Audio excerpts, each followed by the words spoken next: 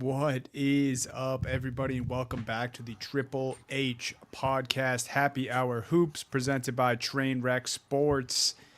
And before we get into things, guys, just wanted to wish King LeBron James a happy 41st birthday because even though we keep track of how many seasons he's played and I knew how old LeBron was, seeing that this morning was still just kind of a crazy sight to see. And even though he cares less and less about basketball every day and cares more and more about golf, it is still pretty unbelievable that LeBron's doing what he's doing at age 41 because you still will scroll Instagram in the morning and see a reverse dunk, and I'll have to be like, wait, is this? Nope, Marcus Smart's on his team. That's from last night.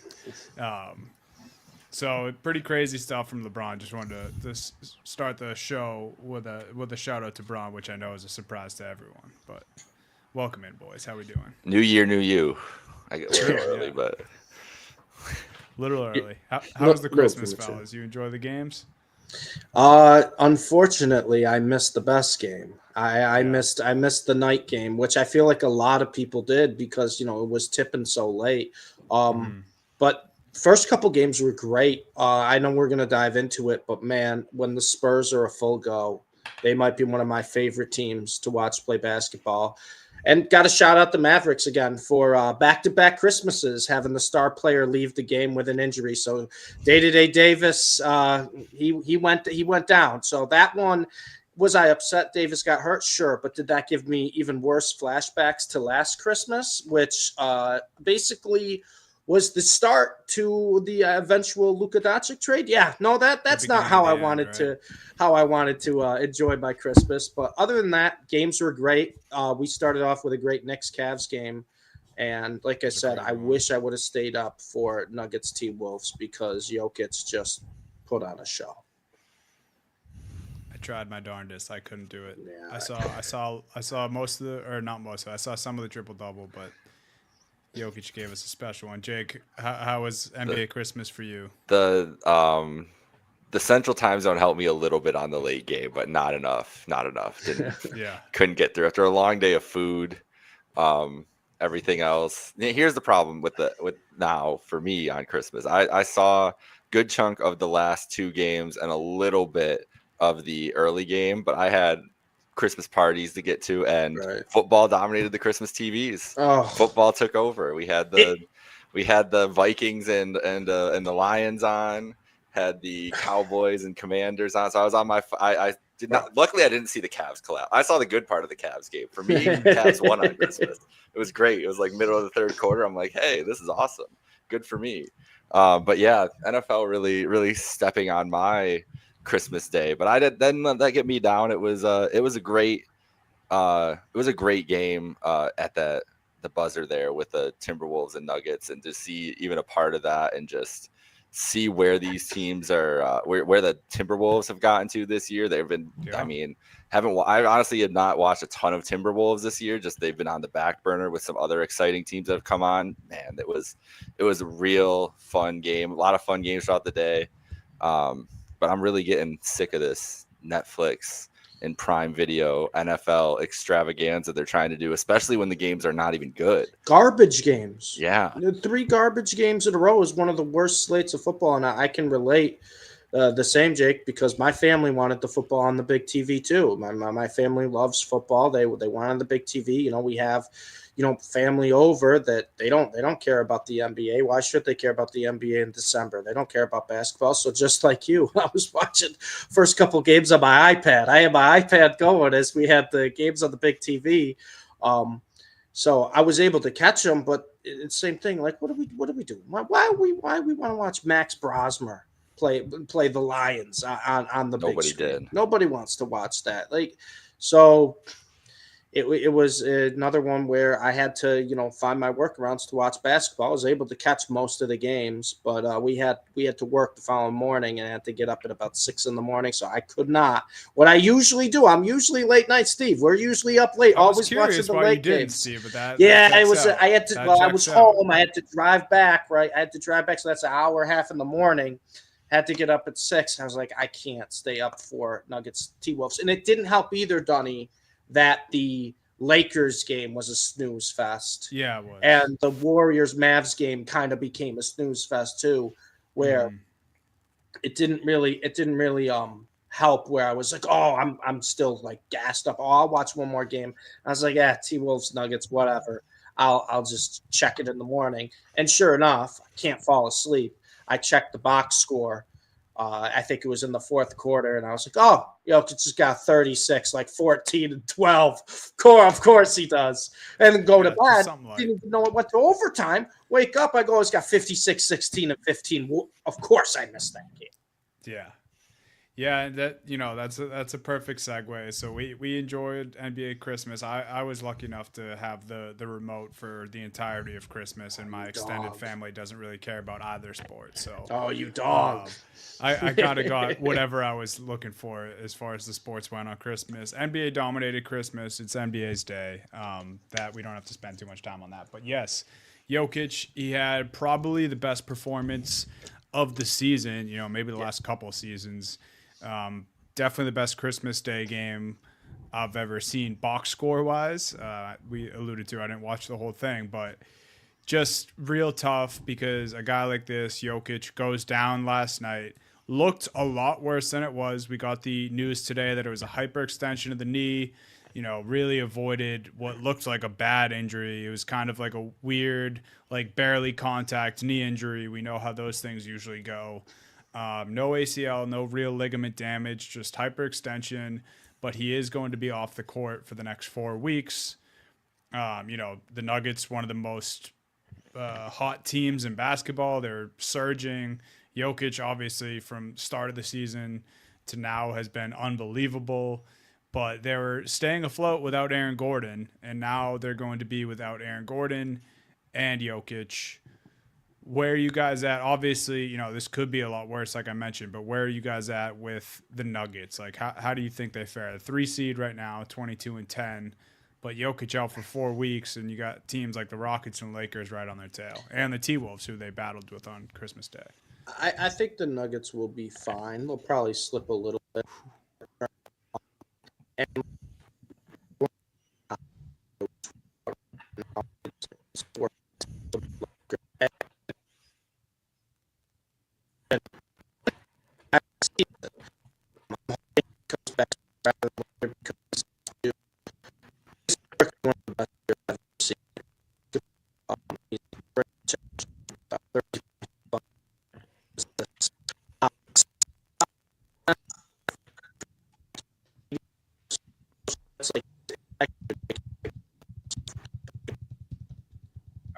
All right, I didn't know. I thought it was me at first. I was messing with my things up with text Steve. Sounded like I don't know what that was like. Yeah, it sounded like his mic was disconnected a little. But Jake, all right, where are you at with the Nuggets? We'll get. I'll text Steven. We'll catch his thoughts when he comes back. Yeah, this is the biggest ramification for me, and I mean the Nuggets. I think will be. It is weird because now you look at this situation where, and we were talking about this a couple weeks ago. I think the Michael Porter Jr. trade can come back to bite them a little bit. Like that's a guy who last year could have carried them offensively in a lot of these moments. You build a defense around him. You'd be able to get his buckets. Murray's been awesome this year, but is Murray going to be able to, uphold an offense to the rate that they need to do to win games when all the attention is going to be on him? And we got Joseph in here. I think Jamal is a Jokic merchant. I think honestly, anybody who'd be on the court with Jokic is kind of a Jokic merchant because that's how good he is. So that's why it's weird to think of what this team will look like for an extended time without him. But that's the guy I'm looking at. Murray has looked a lot better this year. I feel like he's had some more after the title run and how great he looked there. We expected him to kind of fully jump a level, and he never did. And now he's had some uneven times. There's been some good, there's been some bad, and now we look at it here. He has to deliver basically upper 20s of points per game probably. He's averaging 25. He probably has to be more around 28, 29 for that, like to get that back up for them. Like he's going to have so much more responsibility on him. Aaron Gordon obviously will too, but I'm just wondering if he can step up to it where he's been the inconsistencies of the last couple of years. We thought he was going to make a leap. It didn't fully happen. Can he be a one-man offense kind of guy for an extended period of time at this point in his career? I think he can. I think he can do it. I mean, there's going to be some nights where it looks ugly for them, but I think a lot of, especially against lesser teams than them or teams about their talent level, I think they're just so smart, so well coached. The IQ of the team in general is high enough that they'll be able to win a lot of games and stay afloat. But I'm interested to see how he reacts to this and what it kind of makes Jamal Murray into while Jokic is out. Yeah, no, it's definitely the most interesting variable, I think, is where does Jamal Murray go from here? You mentioned, having one of his better seasons, especially in more recent years. And, the Jokic merchants, say what you want. It's kind of hard to say because we really haven't seen them away from each other, and Murray can be that dude, but also has had the luxury of playing alongside Jokic for his whole career. So, yeah, that will, kind of be made apparent to see if Murray drops, stays about the same, or even rises. Like you mentioned, the scoring maybe can go up a little bit. But it's a tough blow. Obviously, you lose the best player in the world. It's gonna be tough for your basketball team, but it's just really sucks because what did we talk about all offseason leading up to this year is like, okay, Denver finally did it, right? They have depth around Jokic. They have the 5-man who can not play like Jokic, but imitate his game in Valanciunas and kind of come in and be that guy. They had Gordon playing alongside him. You mentioned the step up for Murray. They replaced MPJ with Cam Johnson, so a little more stability at that wing position. We liked the fit over the summer, and now here they are.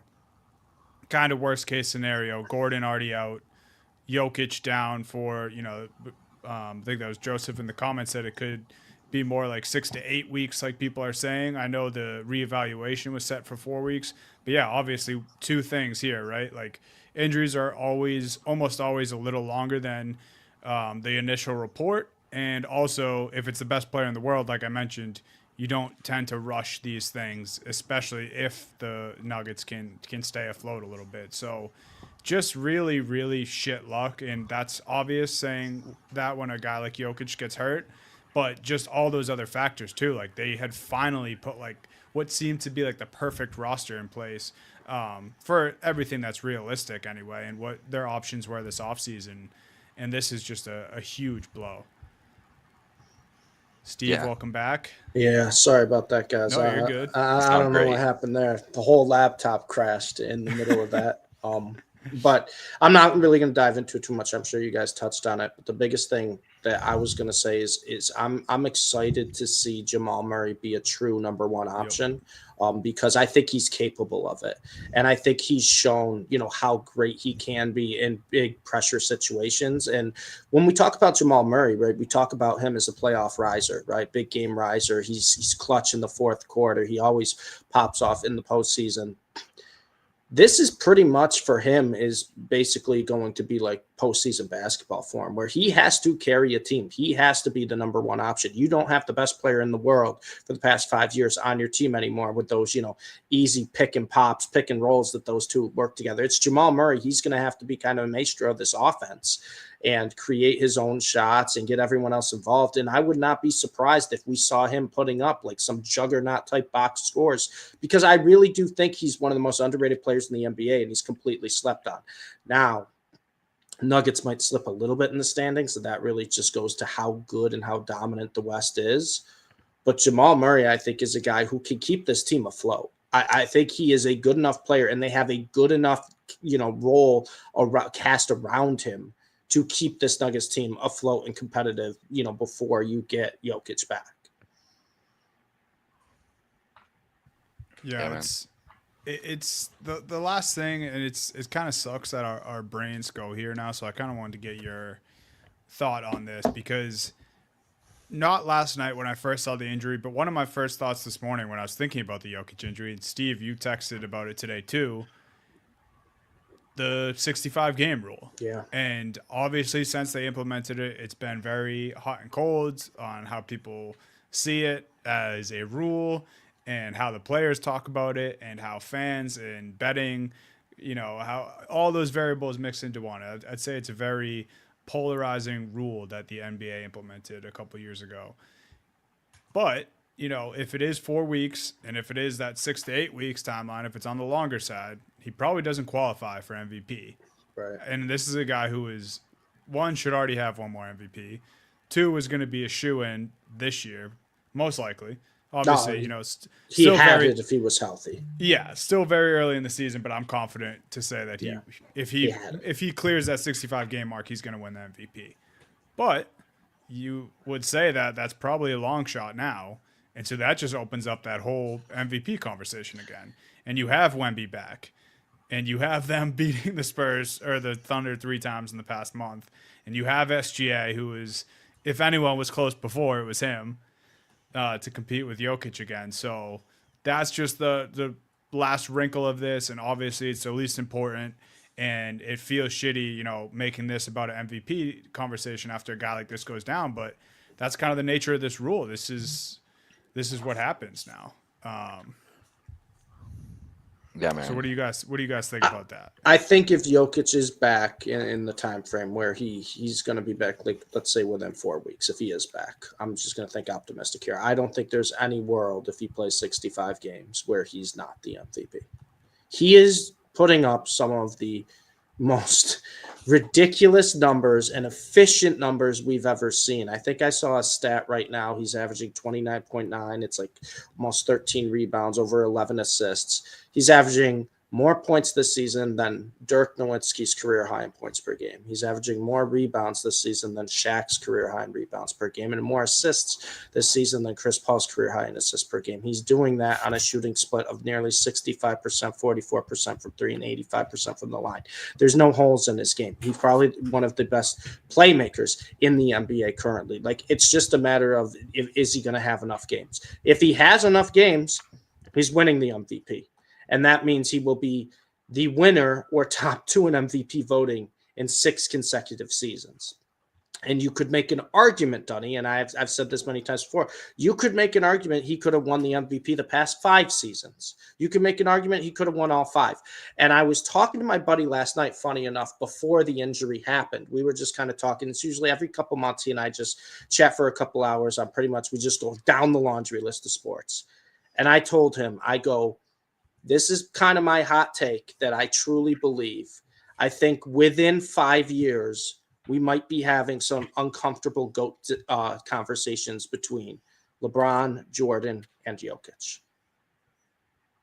And it's crazy when you think about it, but when you just start looking at everything he's doing, and the biggest thing I say is he's just got the 1 championship, right? And all he needs is to probably get a multiple championship. Before the injury, obviously, he was well on his way to a 4th MVP. He's getting to the point where, like, he just needs kind of the hardware now. He's shown me enough on the court. He's shown me enough on the court. He's shown me enough in the stats. He's shown me enough, just the eye test, everything you want to put there. He's checked every box. It's a matter of just getting the hardware now. And this injury, I feel, is just it hurts because this could steal an MVP away from him in a season where he's having one of the greatest historic seasons in the NBA. And also, too, and we've talked about this Nuggets team, I still believe is one of the best teams, if not the best team, to overtake the Thunder and to be the team to come out of the West and potentially win an NBA Finals and get Jokic a 2nd championship. And now I will say the Spurs have beaten the Thunder 3 straight times, and they're looking like a team that could be in that too. But this just I'm just hoping Jokic comes back within 4 weeks because this just hurts everything. And I really think this is a injury that is going to potentially ruin one of the greatest single seasons in NBA history. And I don't think people realize that yet. No, I think you're absolutely right, Steve. I also, I'm glad you kind of came in hot with the comparison of those 2 guys because I was, just kind of doing the same thing I'm sure most basketball fans were today is, you take a closer look at what Jokic was actually doing. and then you start to appreciate what you've been watching the past couple, 2, 3, 4, 5 years, like you said. And it's crazy to think, oh shit, he's kind of been quietly the best player in the league the past 5 years, and really only gets credit like every other year, it seems like. And I was starting to think today, like, this in my lifetime, I'm probably going to like be able to say comfortably when Jokic's career said or done that he was a better center than Shaquille O'Neal. And like, you might be able to make that. Could say that now sooner right? rather than later. I was going to say you might be able to make that argument right now. It's the championships. He's got to get multiple championships. Right. And you know how many people that would upset, but it's just like more than half the things that Jokic does, Shaq couldn't even dream of doing. I know. And he's shooting 5.5 threes a game. He's making over 2 threes a game. As a 7-foot center, he's shooting 44% from 3. He's shooting a better 3-point percentage than some of the best 3-point shooters in the world right now. And he's also doing that.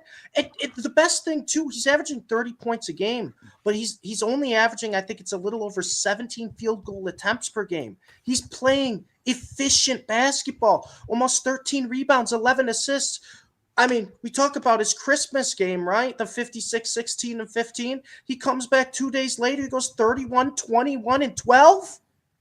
Like what are we saying right now? So that injury is just, it hurts because as a basketball fan, right? As a basketball fan, I don't think people are realizing the type of legacy and the type of historic season that Jokic was basically on the cusp of this year. And I'm just hoping that he comes back sooner rather than later, and we can see, if he can complete the start of the season he was on right now, guys. Because you look at his numbers, no one's even dreamed of putting. Those are numbers that your 9-year-old cousin does when he plays rookie mode in his new 2K game he got for Christmas. That's what Jokic is doing on a night-to-night basis. It's special, man. You would hope that most viewers feel this way, but I think the older generation and just a lot of people who are maybe deniers or don't get to watch West Coast games, I still think there is a large amount of NBA fans who really just don't get it.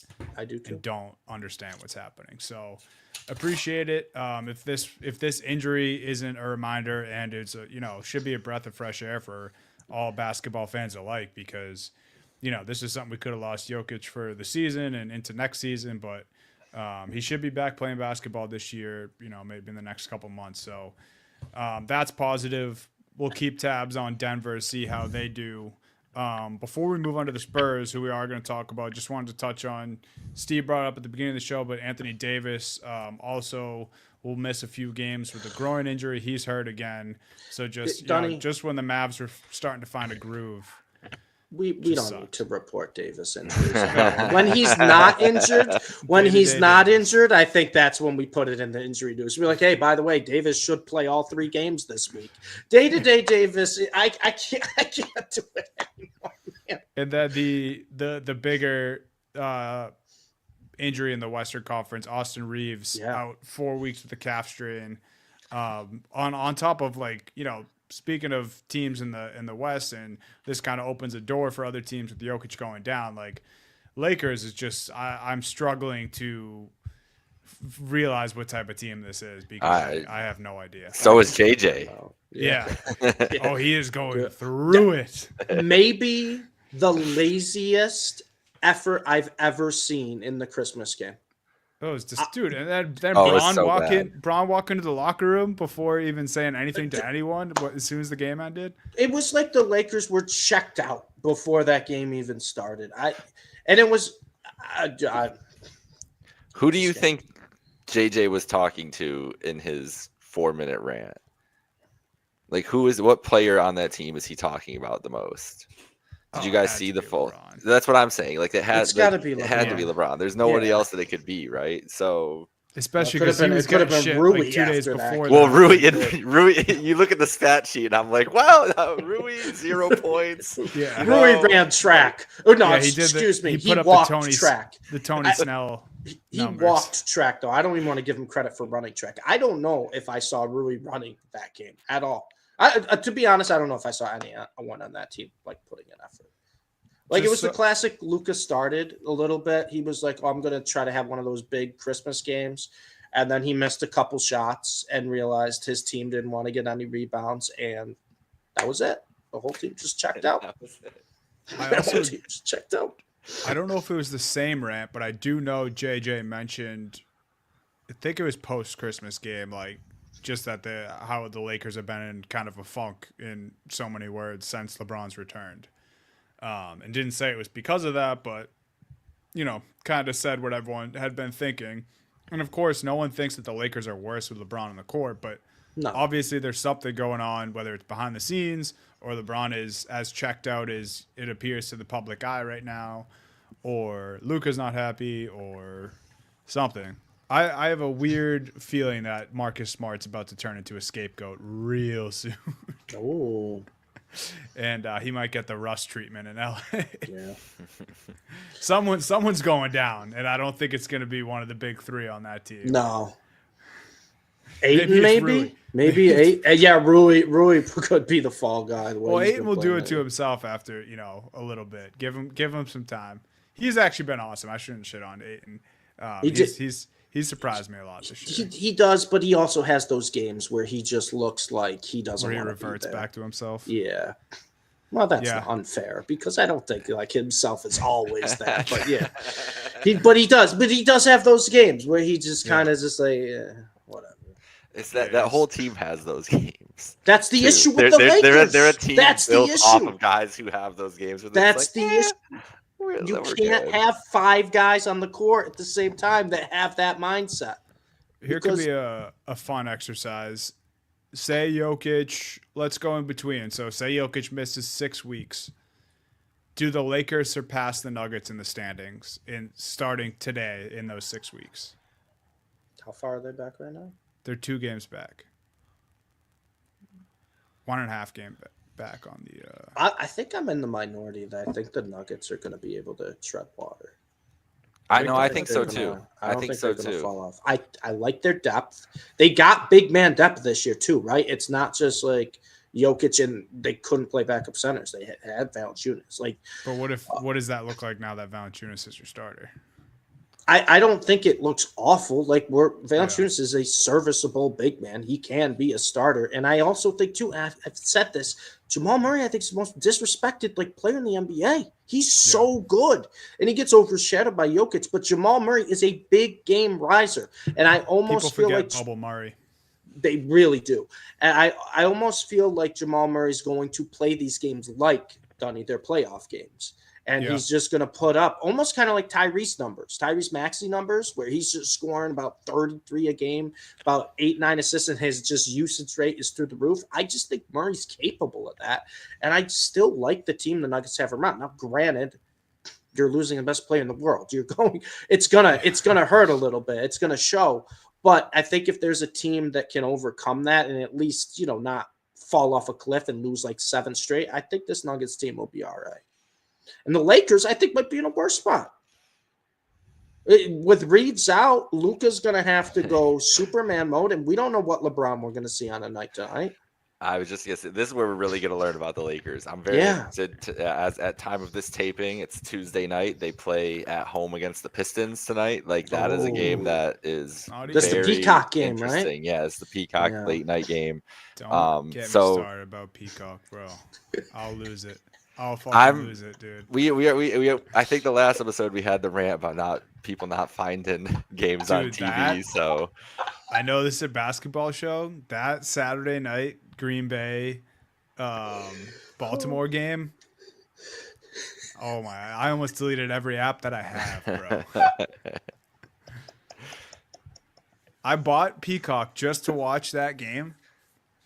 And it wasn't even working, bro. The stream wasn't even working. I paid just not even just to watch that game, just to watch the second half of that game. I was driving home, fantasy implications. I'm in 2 fantasy championships, both where the pot was over $1,000. You up against Derrick Henry? No, thankfully. I would. Oh my god. I would have called a meeting with Mr. Peacock if that were to happen. But no, in any event, I'm just we're not going to do the whole streaming thing again. But I am not happy with Peacock at the moment. Well, if it makes you feel better, the Netflix Christmas football games, they buffered so badly. Our stream was like 4 minutes delayed. Didn't even realize it. I was getting updates on extra points when the game was still on commercial before the change of possession. I looked at my dad. I go, Dad, I think this game's behind a little bit. He's like, well, what do you mean? I'm like, I think we're like 4 or 5 minutes behind, like an egregious amount. Yeah, they just have no shame, man. It's none whatsoever. It's bad. But let's talk about some people who have some pride. Okay. And that's the San Antonio Super Spurs, baby. That's what we're calling them now, because this might be fun. This might be the funnest team in all of sports right now. They are fun. We're seeing them healthy, and it's still like discount Wemby right now. If people were able to watch NBA Christmas, I hope you were able to watch Spurs Thunder, because that was personally my favorite game of the day. You still had Wemby coming off the bench, and now we're at a point where, what'd we say? We were talking about maybe the Thunder won't lose again until Christmas. Wow. And a couple weeks earlier, who takes them down? The Spurs. Okay, then at the end of the cup, who takes them down? The Spurs. And then on Christmas, who takes them down? The Spurs. The Spurs have handed the Thunder, 3 of their 5 losses on the year. And, I mean, I just said it. Like this, yes, they're healthy, and they have Fox, and they have Wemby, and they have, why can't I think of the rookie's name? Harper back in the lineup. He's nasty. Bucket, dude. He is good. And Castle looks more and more like a 10-year vet every time I watch him. Yeah, and Castle's going to become a superstar. He is. Spurs hit home runs on every draft pick, and it was easy for them with Wemby, but then it's also crazy because they went out and they got Cornette, who's been awesome. And I'm not just saying that because I'm a Celtics fan. Like Cornette has been awesome and a perfect big to put next to Wemby, and he did great when Wemby was out. And then you have Harrison Barnes, who laugh all you want, but like holding on to a guy like that through all like their rebuilds and the different waves, and Chris Paul was there for a little bit. Like to hold on to a guy like Barnes is so huge, just for any number of games. Like if you need to throw him in the starting lineup, been there, done that. Heart of a champion. He knows how to win. Good locker room guy who won in college, won in the NBA. Like they just have. Like everywhere you look on this roster is just filled out nearly to perfection. And then we see this team who looks like the Monstars and can't be beat, and the San Antonio Spurs are like, hold my beer. We'll do it with Wemby on minutes restrictions. I also love too how much Wemby likes beating Chet and beating the Thunder. I just love that they're really trying to get that rivalry. Yes, dude. It's almost like when you watch the Spurs, and it's contagious throughout the whole team, that they want to beat this team. That they know that, they're the defending champs. They're this historically good team. But we know we can beat this team. And you just see the emotions. I don't know if you saw in the Christmas game, but when Wemby was called for the foul and Chet missed both free throws, and his reaction and the team's reaction, dude, it was great. Because we need that again, man. We need more rivalries in sports again.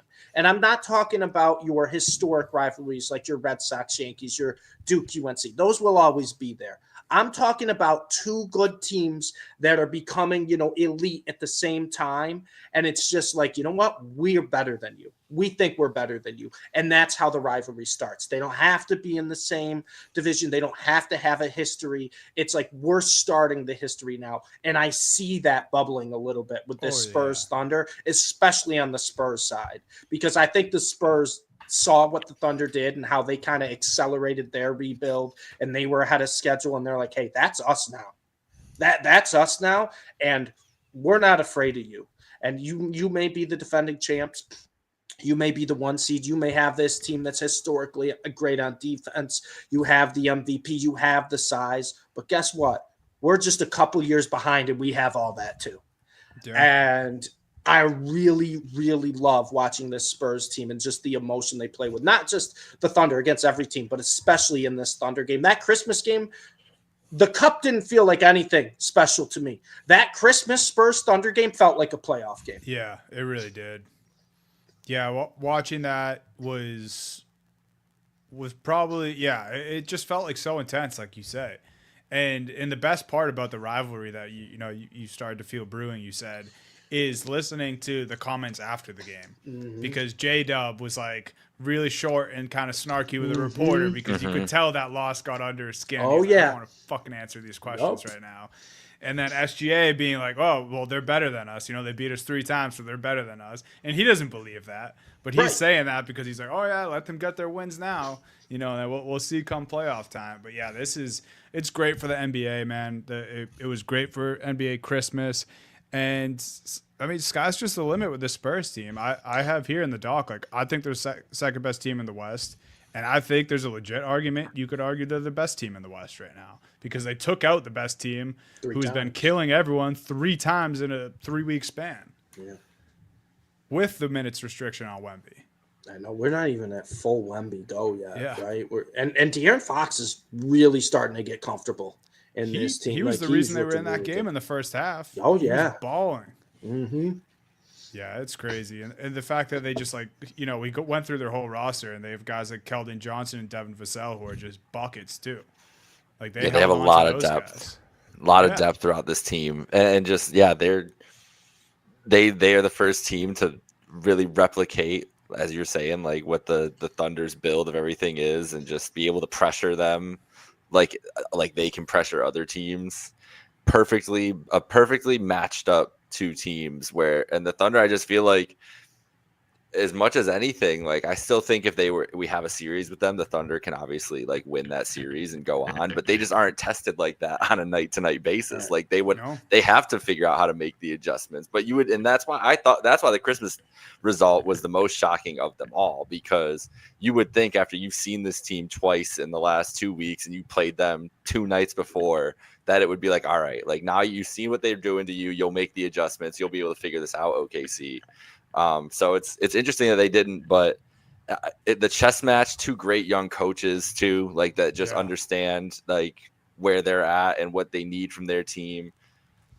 It's going to be fun. Like we do need this series in some form or fashion to find its way out to happen, depending on where the Spurs end up in there, obviously, but yeah, beautiful basketball, and just like the evolution of where this game and that's where when you hear the Thunder and like Warriors comparisons from 2016 that makes sense here, is that this is clearly the evolution of where this game is going. Like that was a 3-point and extending the line out, extending defenses out back then, and now it's these long teams with ball pressure up and down the court, like a full court press that you would do in 8th grade, basically just getting brought back up, like effort level just being brought up every game, because we had known the last 5 years that had been lacking at a night to night basis in the regular season. What do the Thunder and Spurs bring every single night? Immense effort.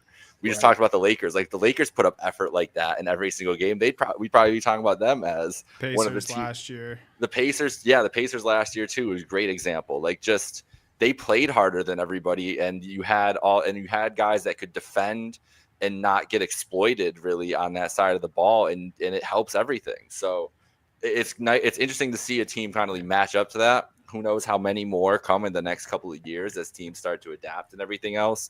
But the Thunder are the ones who got it first. SGA was a big reason behind it.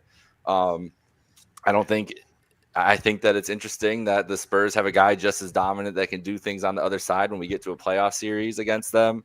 But it's fun to see this team get tested after we saw the way this start. And we're just like, who's going to even touch this team? Like Oklahoma City, like whatever. Like we know they're going to end up winning the finals. We know how it's going to go.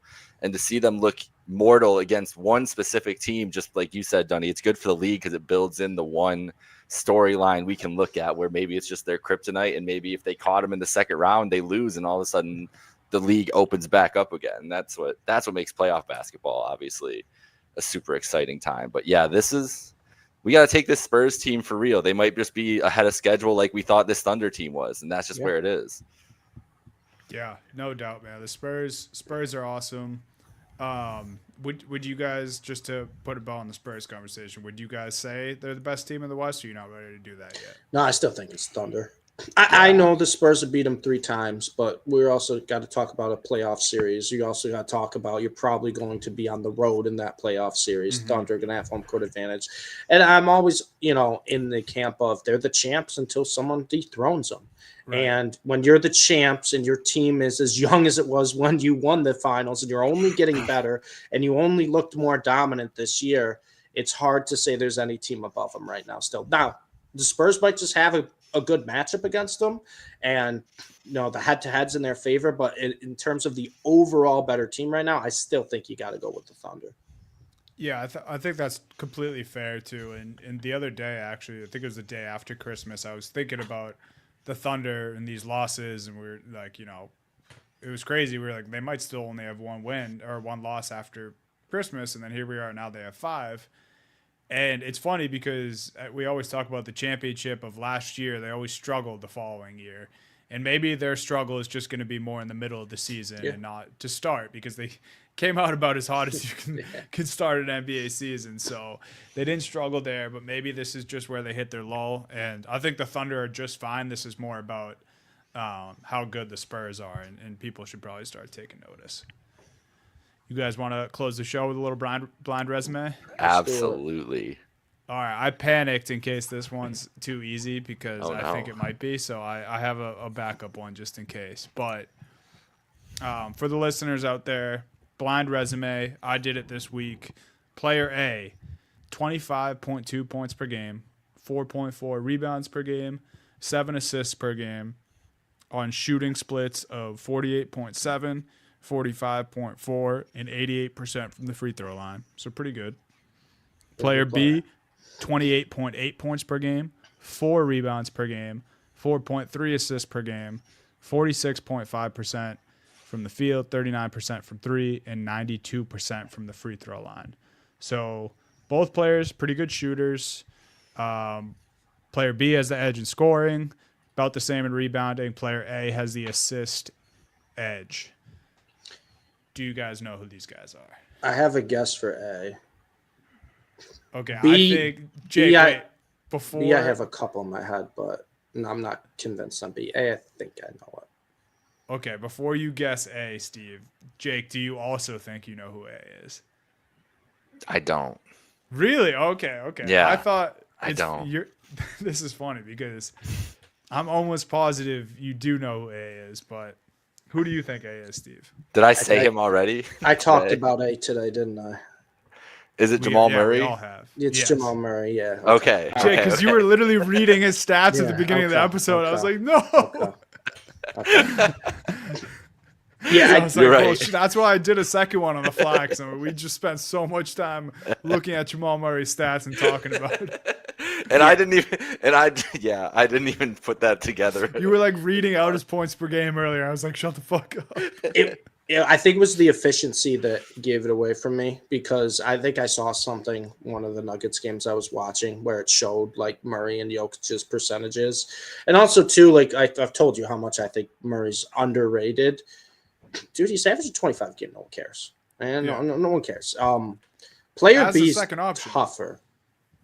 Player B's tougher because my initial gut was Jaylen Brown because I felt like that's something you do. But I looked at it and I was like, I don't think Jaylen Brown's shooting 92% on the free throw line. And I also think he's averaging more than 4 rebounds a game. So I was like, that one kind of throws it off. So I'm going with my backup, and I didn't think he was averaging this much, but he's also been hurt. Is it Steph Curry? It is. He's averaging 28.8? Yeah. Wow. And he's shooting 39 from 3. I didn't think it'd be Steph Curry because I looked at 28.8 and I looked at the 39%. But it's how many guys are shooting 92% from 3? Yeah, almost averaging 30. I almost kept out the free throw percentage because I thought that was the giveaway. But honestly, like if you kept that out, I don't think I guessed Steph Curry because I genuinely didn't think he was averaging that close to 30 a game. I was shocked by that too. But I more so did the blind resume to hype up Jamal, not realizing that he would come up so much when we talked about Jokic. But yeah, I mean, that's insane, bro. Yeah, that it is 25. Like, people do not think about 25 points per game anymore. They're like, why aren't you scoring 30? Like, it's crazy. It's like with the scoring going up that little bit has turned like 25 is like the new 18 basically, where it's like, yeah, like it's great, but like, why aren't you getting? It used to be, I feel like you got 24, 25, 26. It's like, damn, that's a great night. But now it's not just 30. Now it's like 35, 8 rebounds and 7 assists. Well, that too, 30 points, right? Like that's the thing. Guys got to do everything now. It doesn't matter what position you play. I almost guessed Donovan Mitchell too, Dunny, but I think he's closer to 30, right, for points a game. Jake, is he over 30? Well, I think his 3-point shooting is still a little lower than that too. He's lower than 39. Yeah, nobody's had a good year shooting. He might have it back up now. Okay. I'll check, but it was everybody on the Cavs was like under like 35% for a good stretch there, which was part of the other crazy part too is he's up near 38 now. So Jamal Murray is averaging 7 assists per game. Like you'd be pretty damn happy if your point guard was averaging 7 assists per game. He's doing that while their starting center is averaging 11 assists per game. I know. So like that's and the usage that Jokic gets, like this is a point guard who predominantly plays off ball. Like if that makes I think you can say that, right? Like, yeah, they run the pick and roll a lot too, where he'll start with it and then either hand it to Jokic or he'll go around. Like they love their 2-man, pick and pop, pick and roll situation. But you're right, like just I guess unconventional point guard. He definitely still brings the ball up, but like. The fact that he has a teammate averaging 11 points per game or 11 assists per game, and that teammate is Jokic, who has one of the highest usage rates ever, and then he's also able to average 7 assists. Shout out Jamal. Do you guys want to speed run the bonus blind resume? Yes. Yeah, real quick before we do, well, you went over Jamal. Give me your points, rebounds, assists prediction for Jamal while Jokic is out, like the stat line. Ooh, okay. I think that points number goes up to 28 points per game. Okay. I would guess the rebound stays about the same. Yeah. I mean, Jokic is gobbling 12. True. You're losing a little over 12. Also, that goes up 1. So I'll say 28 points per game, 5.5 rebounds per game, and then I'll say like 9 assists per game, I think. And then honestly, I think the 3-point percentage has to fall, right? Like 45% is almost unsustainable. But I think otherwise, field goal percentage and free throw should stay nearly. I think I'm going north of 30 points a game. I was gonna say I want to say like 31. I'm thinking 31, 32. Yeah. Especially with no MPJ this time too. Exactly. Yeah. It's a good point Jake made earlier. Yeah. I think he's going to be more of the assists. He might be like 11 assists a game, like just depending on how much they use him. Yeah, he could, but I also think he might become more of a volume shooter because he can get to the rhythm there where we're going to see him. How many shots a game? That's the real question. Right. Like 20, like 22, 23 shots a game. Like right. Well, that's the thing. Right. So I'm kind of similar. I think I'm going like 30, 32 points a game. I'm having the assists only go up to like 8. I think the Nuggets have a lot of good playmakers on their team that I think they're going to just want to get Murray the ball. And then rebounds, I'm kind of with you, Dunny. I think it kind of stays the same. Valanciunas will gobble rebounds, and they also got a bunch of guys who can get boards. But I truly think he's going to be more of a volume shooter now. I think a lot of people will jump to the assists got to go up. You're losing 11 Jokic assists. I'm like, oh, maybe Murray just shoots more. And he's shooting a very efficient clip. Why not just try to score 40 every night? Yeah, for real. All right, real quick, you want to do this? Yeah, this last blind Let's resume? do it. All right. So player A, 14 points per game, 4 rebounds per game, 5 assists per game, shooting splits of 45, 43, 87. So very good shooter. Yeah. Player B, 11 points per game, 2.6 rebounds per game, 1.3 assists per game, shooting splits of 37, 35, 71. I'm going to need a hint on this one because there's about 1,000 guys in the 11 to 15 points per game. Both known for their shooting. Okay. Both Western Conference players. Okay. Trying to think. When you say known for shooting, you mean 3-point shooting primarily? Yeah. Yep. Yeah. Shooting in general, but 3-point shooting primarily. Okay. One, probably better known for college. The other, multiple-time champion. One's Klay Thompson. I don't know which one, but one of them's Klay Thompson, I feel like. Yes. Colin Gillespie? Okay, I gave way too many hints. Yeah. As soon as you said no for college, I was like, wait, Gillespie's been kind of a dog lately. I screwed myself. He's been kind of a dog lately. Which one is which, though? Is Collins the better one? Player A is Klay Thompson shooting 71% from free throw. That's and bad. 35% from three. Gillespie's been incredible this year. He has been. He's on the Suns, though. No one cares. I saw he's shooting I saw a stat that it was like pull-up 3-point percentage, and he's shooting like 47 or 48% just on pull-up. Or it might be. Actually, I think it's catch and shoot, not pull-ups. But regardless, like crazy. I can't believe Klay's shooting 71% from free throw. That's like. That's real bad. If you watched him, you'd believe it. You'd be able to believe it. You'd be able. If you were watching Klay Thompson this year, you believe it. You'd think if that guy would be able to shoot a free throw like in his sleep for the rest of his life. That's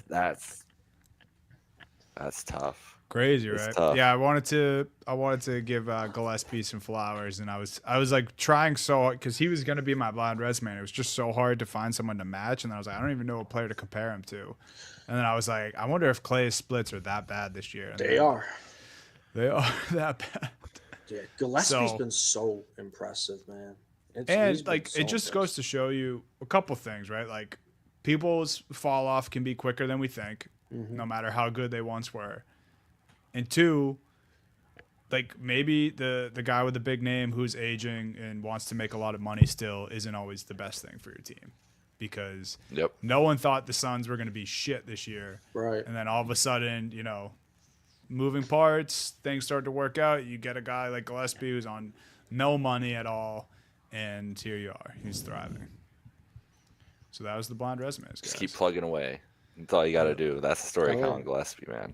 I like that one. I like getting the shout out to a guy no one else is talking about right now. Right. He's been helping me in our fantasy league. The locked lineup, man. Gillespie, just plug him in the shooting guard. He gets me about 30 fantasy points. That's huge. Yeah, that's nice.